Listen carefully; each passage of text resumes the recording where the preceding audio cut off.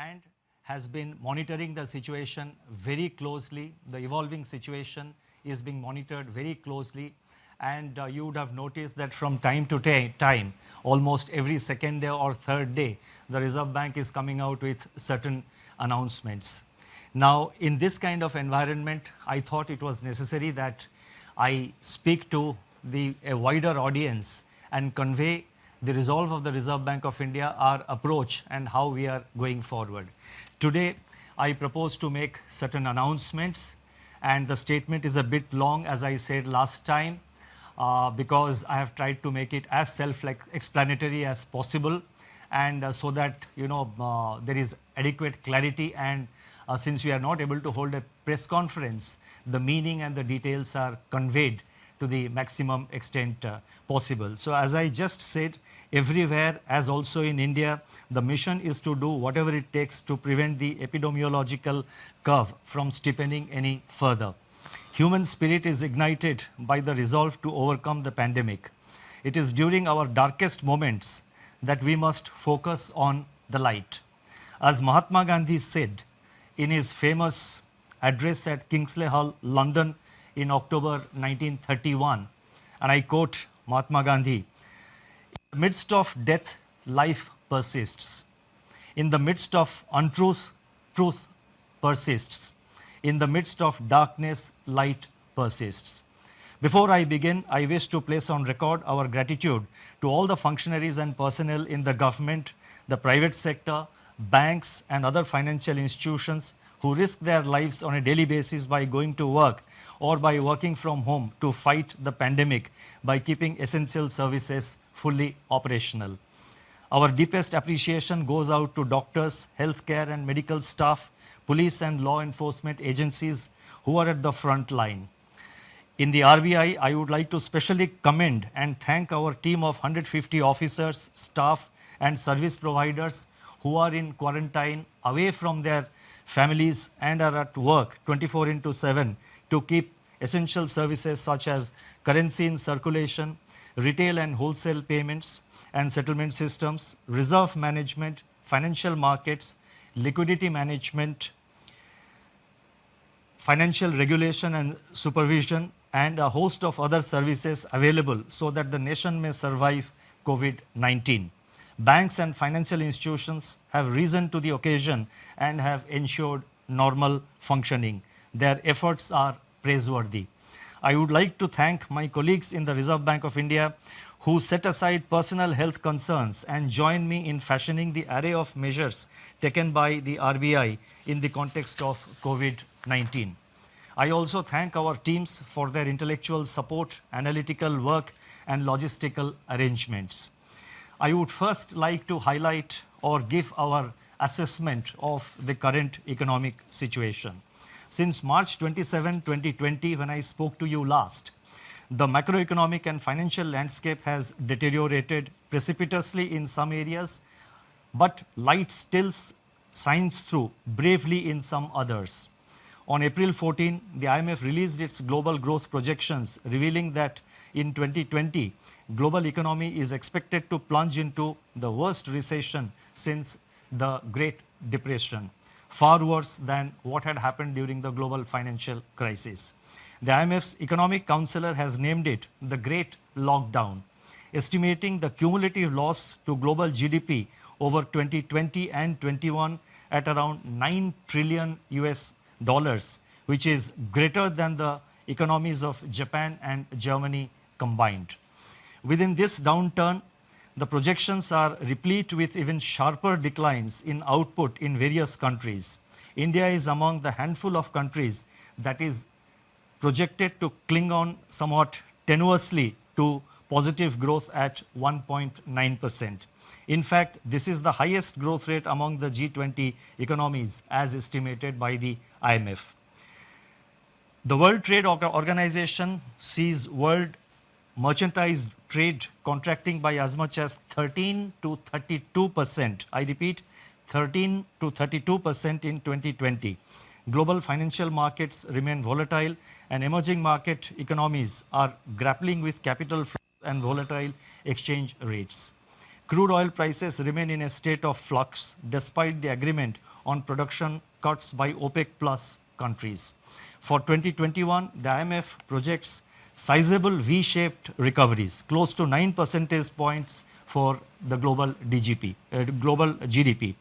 India is expected to post a sharp turnaround and resume its pre-COVID, pre-slowdown trajectory by growing at 7.4% in 2021-22. Over the last 3 weeks, there have been a few data releases on domestic developments, but they are too disjointed to allow a comprehensive assessment of the state of economy. Yet, there are a few slivers of brightness among the encircling gloom. In my statement of March 27, I had referred to continuing resilience of agriculture and allied activities on the back of all-time highs in production of food grains and horticulture, with huge buffer stocks of rice and wheat far in excess of the buffer norms. By April 10, pre-monsoon kharif sowing had begun strongly, with acreage of paddy, which as you know is the principal kharif crop, up by 37% in comparison with the last season, that is in comparison with the kharif of 2019. States such as West Bengal, Telangana, Odisha, Assam, Karnataka and Chhattisgarh are leading in sowing activity despite the lockdown.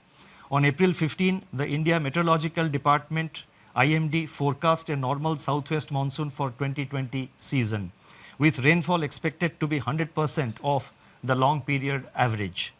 These are early developments and they bode well for our rural demand, supported as they are by accelerating fertilizer production, which was noticed up to February 2020. The robust growth of 21.3% in tractor sales up to February 2020 as against a contraction of 0.5% in the corresponding period of the previous year may provide an offset to farm labor shortage on account of the lockdown. In other production sectors, the situation is more somber. On April 9, the Index of Industrial Production for February was released, showing that industrial output accelerated to its highest rate in 7 months. The impact of COVID-19 is not yet captured in these prints. So therefore, there is no reason to get misled by the IIP data which was released up to February, because the impact of COVID-19 comes thereafter. More tellingly, however, the revival in electricity generation, a coincident indicator of demand that had commenced from January 2020, has been halted by a sharp fall in daily demand in the range of 25 to 30% after the lockdown announcement on March 25th.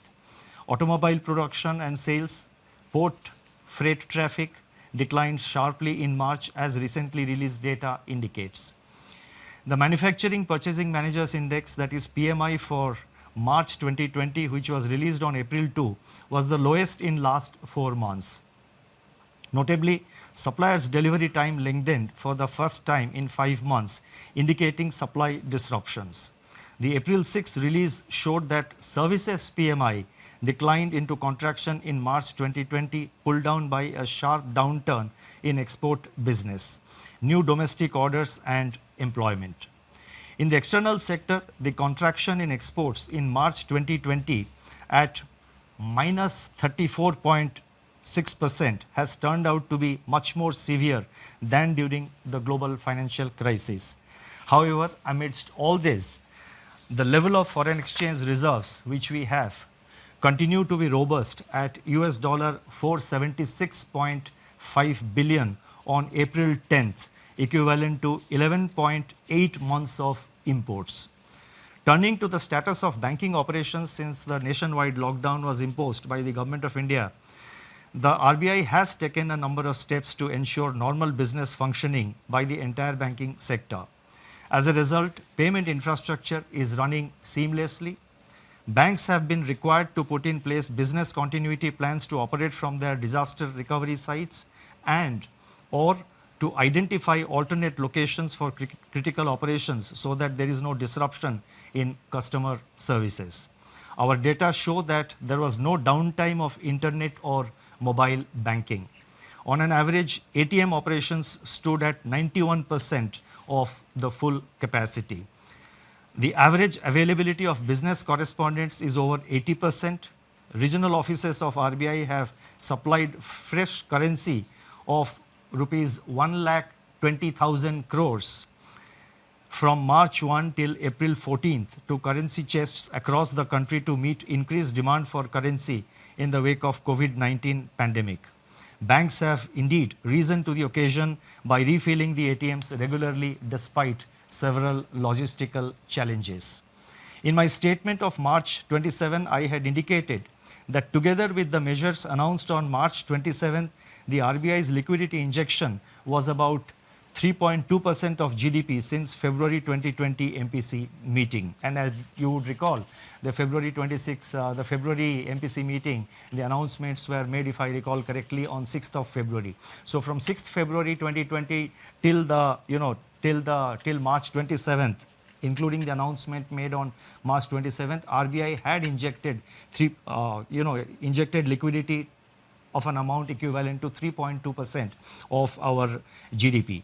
Since then, that is since March 27th, surplus liquidity in the banking system has increased sharply in the wake of sustained government spending.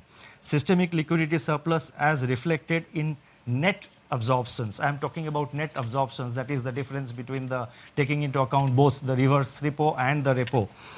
So therefore, the systemic liquidity surplus as reflected in net absorptions under the LAF averaged at about rupees 4.36 lakh crore during the period March 27th to April 14, 2020.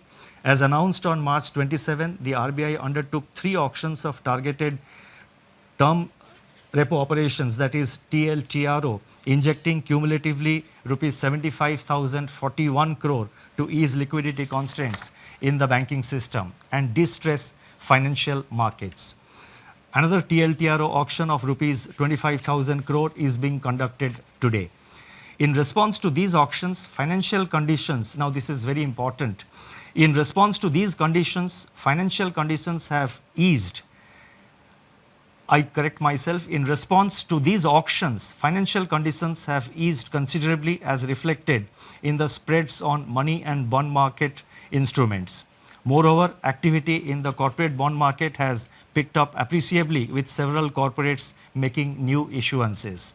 There are also some indications that redemption pressures faced by the mutual funds have also somewhat moderated. Against this background, and as I mentioned that we have been constantly monitoring the situation after considerable internal deliberation and after monitoring the evolving situation, and in our effort to see that the financial system is fully functional, the markets are fully functional, we have in RBI decided to announce certain additional measures, and I would now like to elaborate upon them.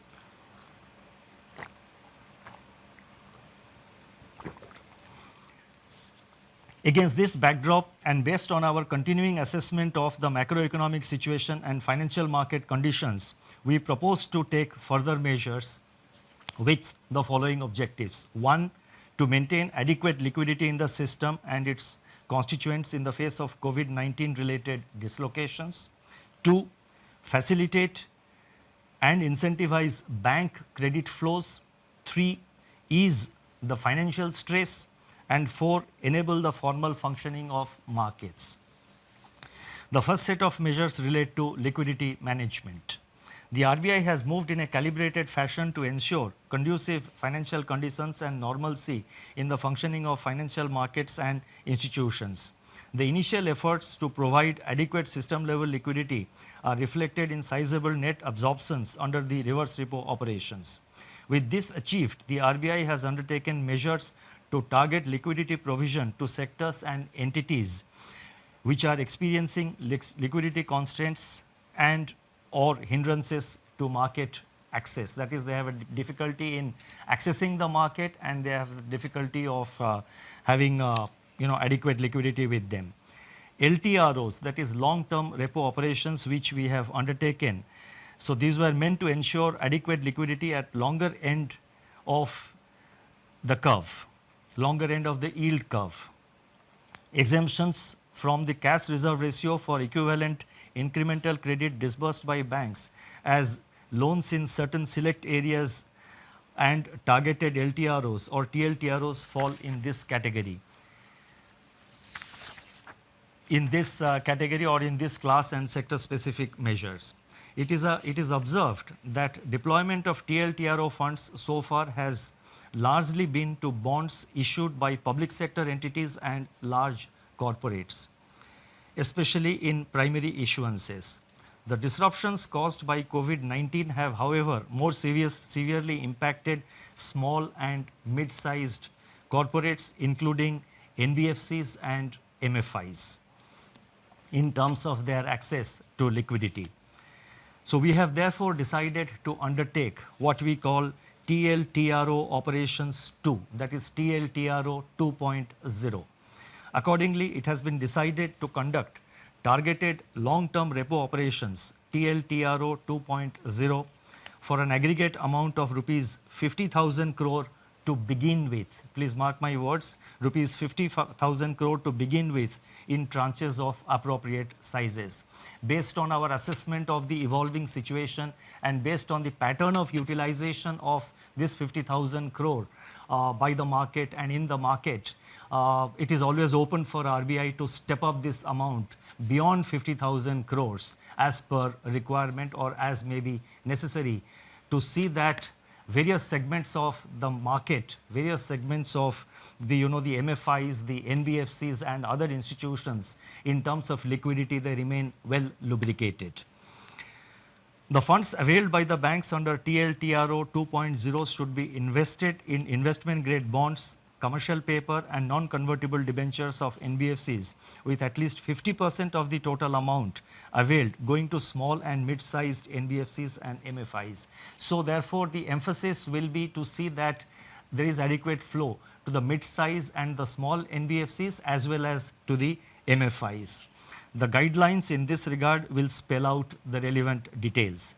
These investments have to be made within 1 month of the availment of liquidity from RBI, as in the case of the earlier TLTRO auctions, which have been conducted so far. Investments made by banks under this facility will be classified as held to maturity, HTM, even in excess of 25% of total investment permitted to be included in HTM portfolio. Exposures under this facility are also not to be reckoned under the large exposure framework, and the notification for TLTRO 2.0 auction will be issued today. The next announcement relates to refinancing facilities for all India financial institutions like NABARD, SIDBI and the National Housing Bank. All India financial institutions such as NABARD, SIDBI and National Housing Bank play an important role in meeting the long-term funding requirements of agriculture and the rural sector, small industries, housing finance companies, MFIs and NBFCs. These all India financial institutions normally raise resources from the market through specified instruments which are allowed by the Reserve Bank of India. In resources. In view of the tightening of financial conditions in the wake of COVID-19 pandemic, these institutions are today facing difficulties in raising resources from the market.